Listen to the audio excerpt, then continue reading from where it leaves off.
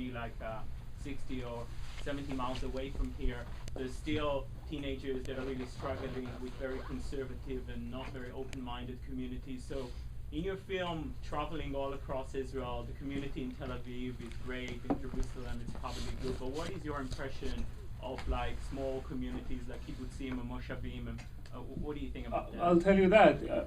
Even here in San Francisco, I heard crazy stories about kids that had a rough time, and we always think that in the big cities it's okay, but it's not okay, it's better. In Tel Aviv as well, we hear great stories about kids who come and they know where to turn and they get the help that they need, but it's also not easy for kids in Tel Aviv. I grew up in Holon, which is 10 minutes from Tel Aviv, and I felt that if I'll come out of the closet, I will die. I thought that I will die straight. I was sure that I'm gonna, actually I had a dream about it when I was 20, that I'm on my wedding day, standing underneath the chuppah where we get married, and my wife to be is next to me, and all of a sudden I'm running away, I'm getting to my bedroom, and my mom is sitting there, and I putting myself on her legs, my head on her legs, and she's telling me, "You really thought you would get away with it." I was paranoid and petrified from the fact that anyone will find out that I'm gay. It's not easy being in the closet everywhere. It can be more difficult in places that are far or small, but it's not easy here, it's not easy in the suburbs, it's not easy. Basically, it's not easy. The coming out process is difficult for all of us, I think. Yes? Yeah, thank you for a wonderful film, Tada Rabah. Thank you. I had a question about your parents. They are from Morocco originally? Yemen. Oh, Yemen, yeah. It's the same. Arab-oriented. The difference between the Mizrahi Jews and the Ashkenazi Jews, will they meet together with like a parents group, or do they like to keep things within their communities? No. I think that people tend to think that for the European Jews, it's easier to accept their son, and for the Mizrahis, it's more difficult for people who came from Arab-oriented countries. I think, again, it's all cliches and stereotypes. I know a few stories about Ashkenazi's parents that took it really bad and really kicked their kid outside of the house. I don't see any pattern. I wish I could see any pattern in that. If you're coming from that country, that maybe you'll accept it better. I don't. I think that basically it all falls to religious, because we were all raised thinking that being gay is a sin, and how our parents were raised like that. So that's where the problem starts. I don't see any. I cannot. With the rabbinate, is there any progress with the rabbis?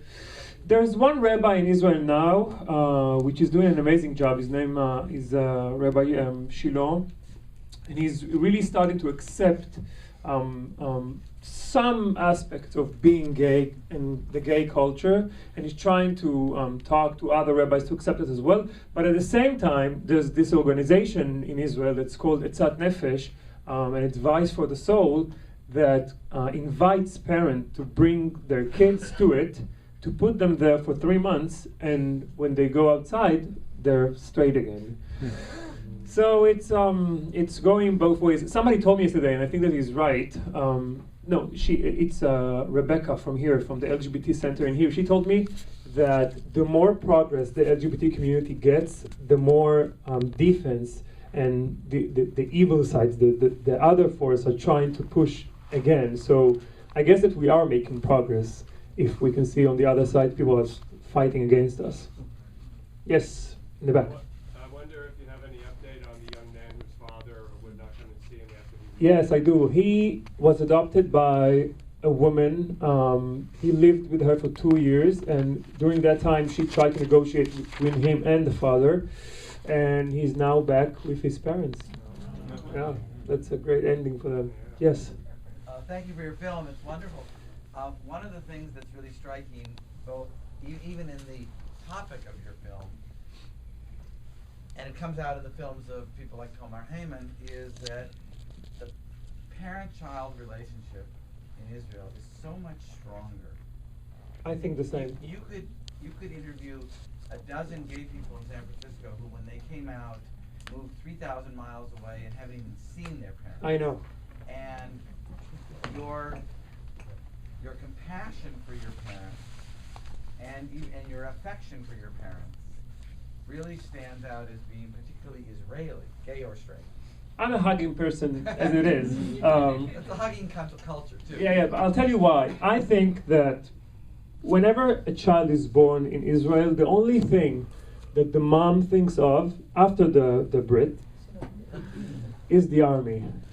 So parents are growing their kids thinking that they could lose them any minute when they go to the army. When I was growing up, I always heard, I wish that you will not go to the army. I wish that till you're 18, the army will be over and done with. I wish they will Now have they this. accept gays in the army, so that's not a way out. Yeah.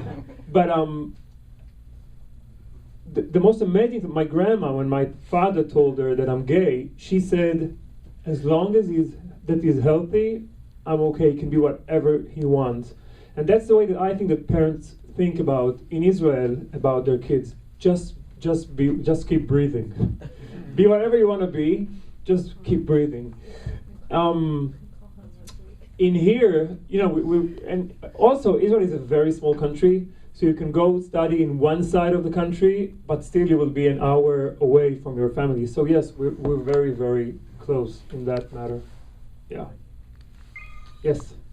I thought it was very touching and sweet that you were willing to take in this new information from the facilitator about your parents' adjustment and your willingness also to then listen to them. But it also looked as though you didn't really know how it was going to come out when you started the film in terms of You're right. your interaction with them. When I did the movie, I thought that I'm going to teach my parents a lesson. I thought that I'm going to come and show them, look how it should have been with you. When apparently it was, look how it should have been with me. So when we started shooting, my mom refused to take part in it. And I thought, why are you doing this to me? It's my movie. It's my first movie. Why are you torturing me? And she said, why are you torturing me? So when we met with the woman that is helping me in the movie, Iris, she told me, leave your parents alone. Stop harassing them. Because in my mind, and I guess that also in your mind, people who came out, when we tell the words, I'm gay, and your parents say, it's okay, we love you, we think that that's it, it's over. We start a new page. When actually, our tragedy is over and theirs starts. And only now I understand that. Only when I finished the movie. So I really went through a process with it, and I'm happy I did it because of that. Yes? So has the film been shown, and what's the reaction In Israel? The greatest thing that happened with the movie, it was shown on primetime TV on Friday evening, which got me a bit upset because Friday is the day that religious people cannot watch it, but they rerun it again on a weekday. And the greatest thing was that, first of all, my Facebook page was completely full with parents who wanted to thank me. They watched the movie with their kids together, and also people who knew who had gay friends, wanted me to get them a copy so they can send it to the parents who don't accept their kids. Actually, 2 weeks ago, I was walking down the street with my sister, and I saw two women walking towards me, and one of them recognized me. She ran towards me and she said, listen very quickly, she doesn't know, my son is gay, I need your help. When she comes, tell her that I'm talking with you about Big Brother. So the best thing I can do now is just give her a copy of the movie and let her watch it instead of talking with her over and over again and try to explain it to her. So that's the best part. It's like a first aid. I always have a few copies with me, and I give it to whoever needs it. Without charging. Then I can charge. I'm an Israeli, I'm a Jewish guy. We charge. Yes. In Israel, is there such a thing as the Gay-Straight Alliance that we have here in this country, in many schools throughout the United States? I've seen many great things that you have in school. You have LGBT classes, you have like Day of Silence. I think that Israel is not as progressive in that, especially in school, but at the same time I can say that bullying in our school is not as severe as yours. Israel is better in that way. I mean, kids in Israel, we don't have this queen of the class, king of the class, who's popular, who's not popular. We just have, I mean, for me growing up, I didn't meet any gay men until I was 22 and I moved to Tel Aviv. But there was no bullying, not towards the fat kid and not towards, I was bullied a little bit because I was talking like this, I had this problem. So I fixed it and then it stopped. But nothing severe happened. But we do have in every city a group of kids who work together. Actually, where the thing with the guy who went to town with the gun happened, it was one of the gay youth centers when they meet. They're really now, they're having this group when they're trying to learn how to do things for the media, because Israel media and entertainment industry is full with gay people. We control, like Jews control Hollywood, we control the industry. So we're preparing the kids for that from now. So yeah. I really loved your movie. And I noticed you included a few lesbians. I'm just curious if you think it's harder or easier for women, young women or young men, from what your experience is. I always get that question. I have to say that I try to get more lesbians into the movie. I have to be honest, they were boring. I'm kidding. I saw the face. What is he saying? He's not being politically correct. No. I just searched for good stories, and those were the stories that I found. I wasn't trying to find like 5 stories of gay people and 5 stories of lesbian people, but it turned out to be that the difficult story was one of the lesbians. I think that Israel today, the community in Israel the gay community is bigger. Gays in Israel seems to be more happy and partying, and lesbians are just not. So I guess it's different. But yeah, if I was a lesbian, I guess the movie had more lesbians in it. But I'm gay. And is there a way to get a copy of this if I wanted to get a copy? I have one in here. You really need one. Yeah, sorry. Yes. What about a religious father? Did you try to get a religious father? And how did that go? With the Either that one or another religious father? We didn't really try because I didn't want to show, everybody knows that being religious doesn't work with being gay, and everybody knows what religious people in Israel think about being gay, and I didn't want to give them more of a stage to stand up and say again that being gay is wrong and being gay is a sin. I wanted to show the other side. I wanted to put a mirror in their face and show them that they also can be like that, like Rivka. So I didn't want to put more hate inside the movie. So on purpose, I wanted to put a brighter side on it. Actually, we were just in a Catholic school here yesterday, and one of the teachers, I was really surprised that the Catholic school invited me to show for the girls a movie about being gay in Israel, because I thought that the church hate gay and lesbians. And he told me that it's not true. It's the people who hates. The religious doesn't hate. And that really blew me away, because even in my head, I thought that religious is against being gay. And it's not. It's the rabbis that are against. So some of them are against. So that's what I want to take back to my country, to those rabbis, and show them that it doesn't have to be like that. Yes? So it seems you've been in the U.S. this tour. It seems like you're doing a lot of high school. Yeah. What is the reaction to the kids? You're talking to 14 to 18-year-olds. Yeah, they're adults, I have to say. They're open and they ask a lot of questions, and they're really interested in knowing how it is to be gay in Israel. I tell them a lot of stories. They share their stories. It's a great response, and I'm happy. I wish I could do it in Israel, because nobody invited me in Israel to the schools to show the movie. And in here, every time that I came to a class, I thought probably nobody is going to be there, because why a 14-year-old kid would stay after school and watch a movie about an Israeli gay guy? And they come. I don't know why, but they come.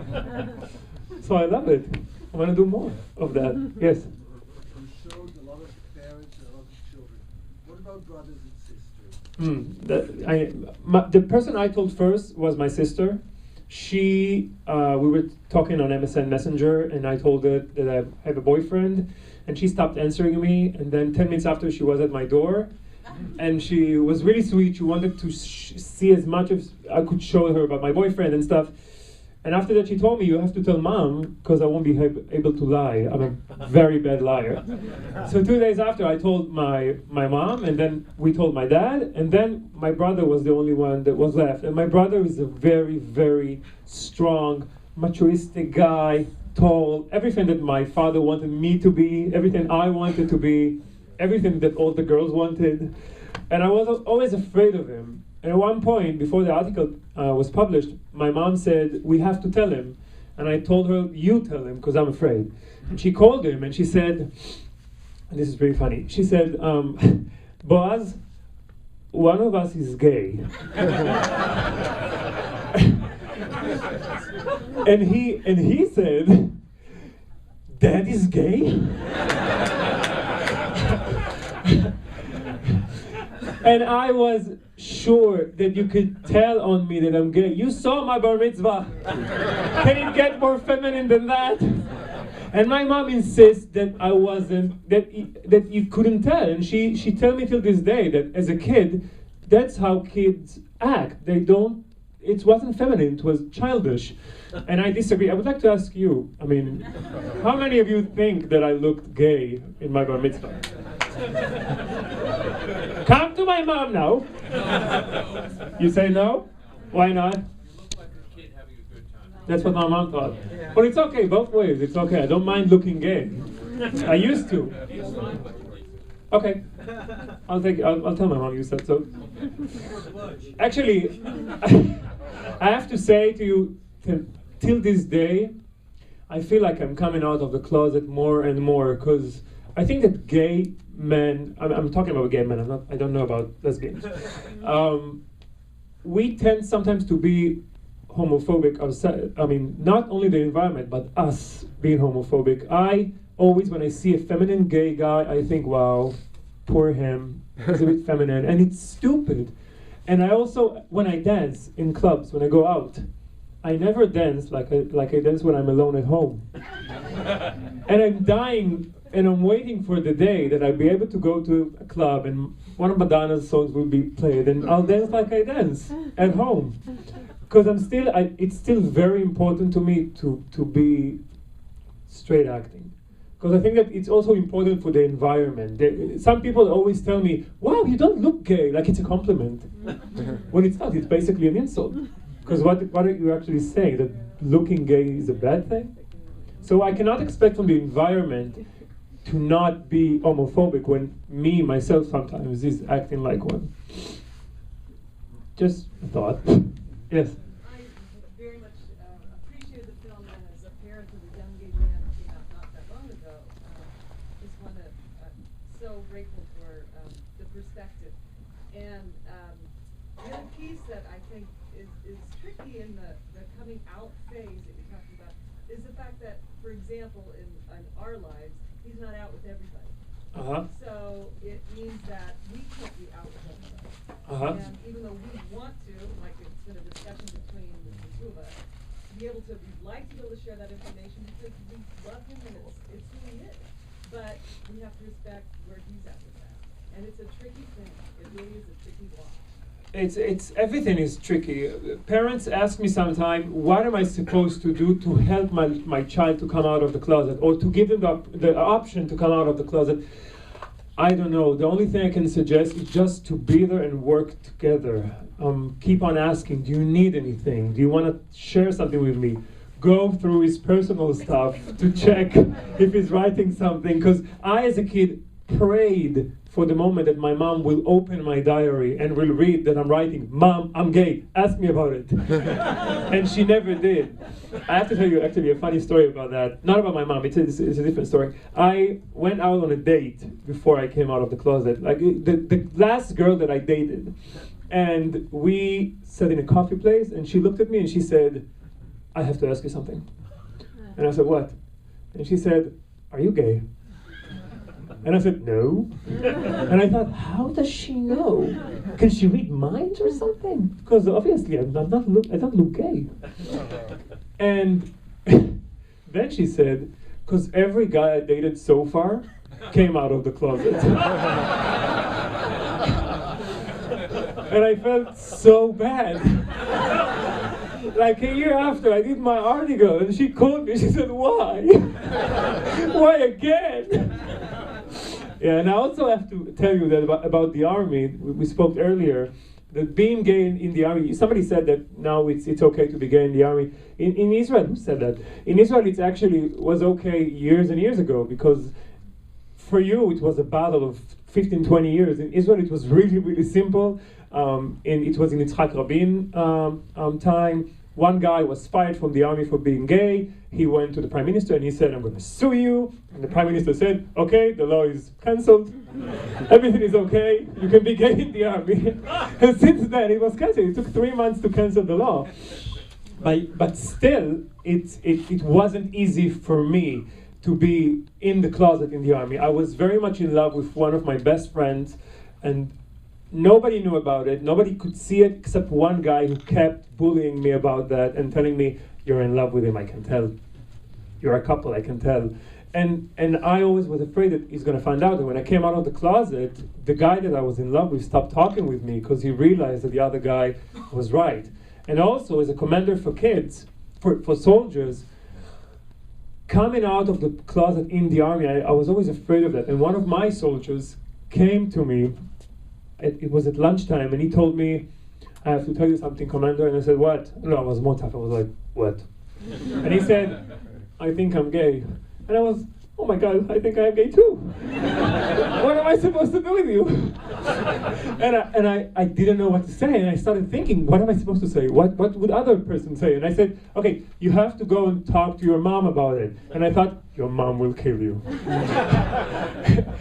I didn't know how to handle that. But what I'm actually saying is that it was okay to be gay in the army, but it wasn't easy to be gay in that environment. And I think that that's why I waited till I finished high school, until I finished the army, to come out. I had my own house, my own place, my own friends, my boyfriend. That's why I went out on the closet in a very late stage. And today I was in a class of kids, and one of them was 14, and he was already out for 2 years, which is crazy. What did I know at the age of 14? I didn't kiss at the age of 14. So you more progressed at that. Yes? I'm one of the few fortunate ones. My family, when I came out, my mother said, "As long as he's Jewish." So they just keep waiting for me to bring someone home on a holiday, and that's about it. So I've been very lucky. But in the movie, your father, he said, it took 1 year from the point where you actually started going back to dinner before he actually invited your partner. Uh-huh. And I'm curious because you didn't delve into it too much. So I want to know what his transition was between "I accept you" and "okay, now I can start to see it." Yeah. From the moment I came out, when I was 10, me and my father sat and watched TV, and there was a show about two guys that the host asked them, "If I'll give you a pill, will you take it? And it will make you be straight again. Will you take it?" And they said no.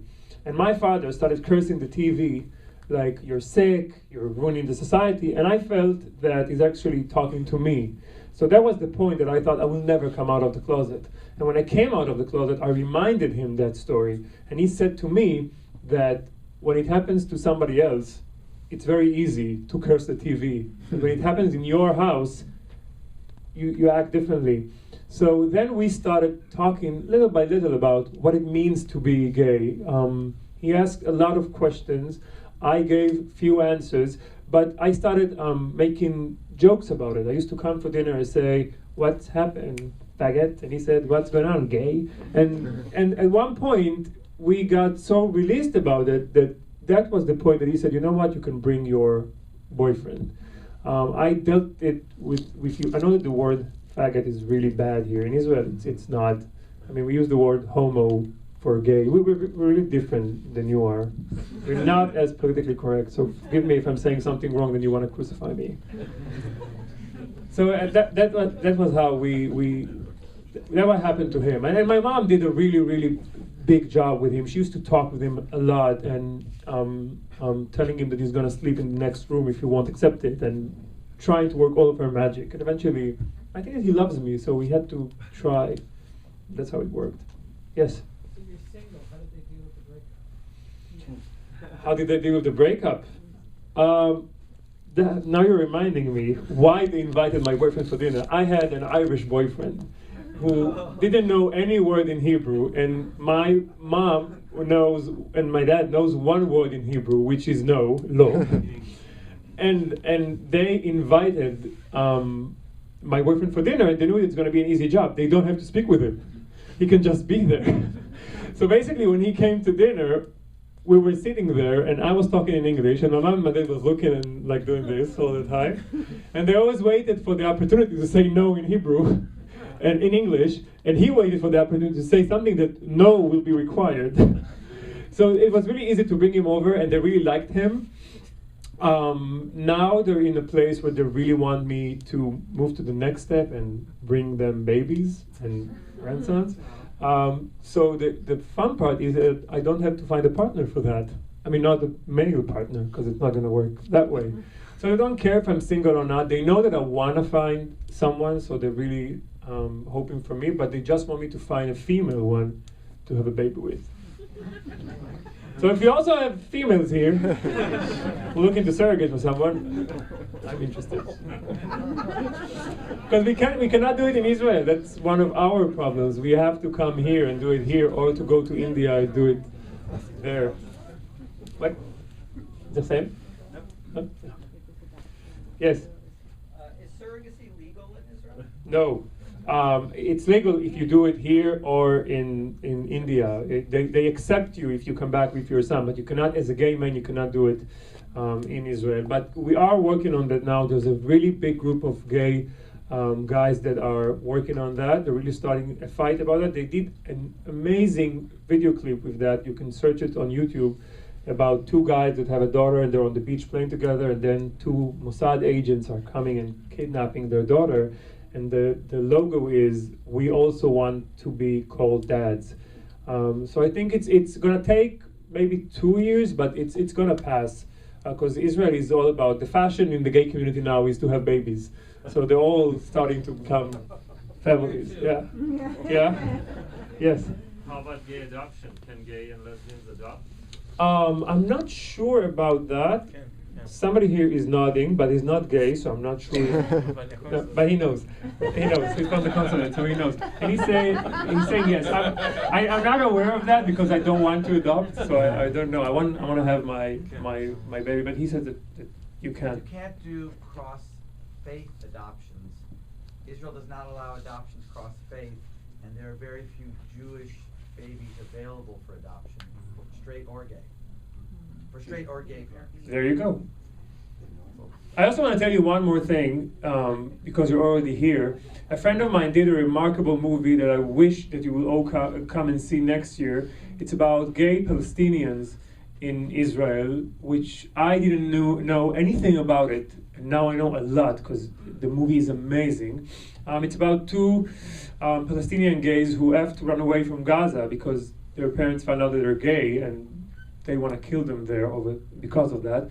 And they come to Israel, and they cannot stay in Israel because they don't have papers, so the police keep throwing them back to Gaza, and then they keep running back to Tel Aviv, back and forth for 13 years. And the only solution for them is to be adopted by another country, to get citizenship in another country. So the Israeli civil rights people are helping them doing that. And that's the story of the movie, about the guy that's running away from Gaza to Tel Aviv, and then been trying to move to Norway. It's going to come out next year, and I really, really hope that you're going to see it. What's the name of the filmmaker? It's the movie is The Invisible Man, and the filmmaker is Yariv Mazor.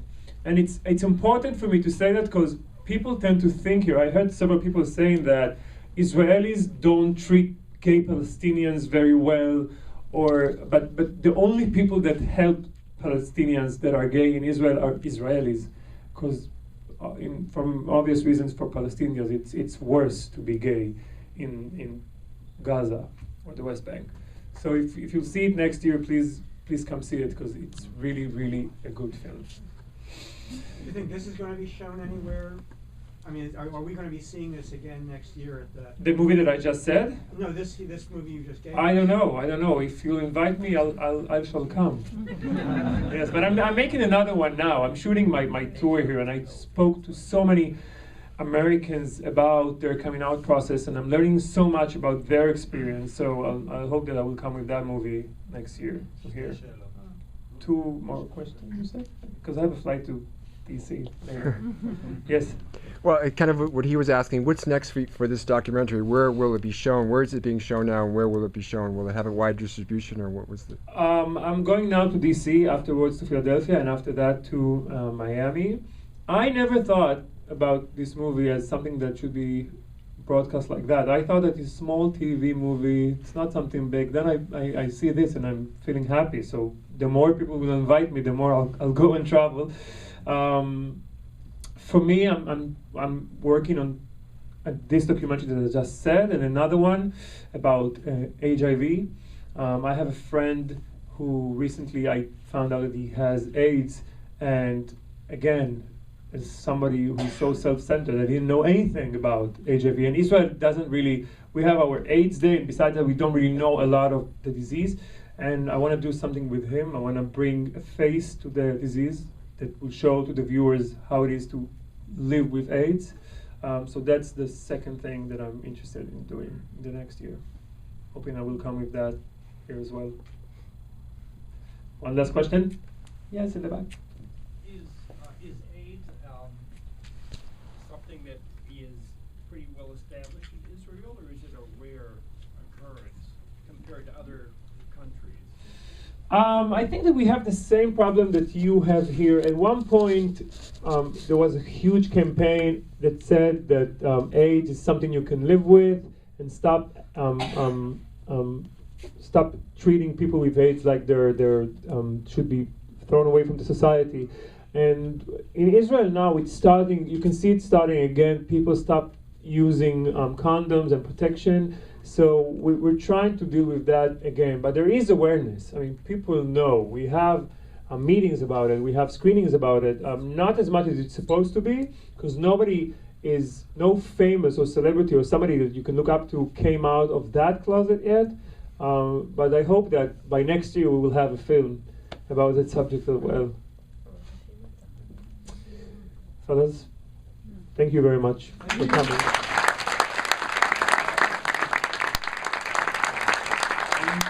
I hope to see you again sometime. Goodbye.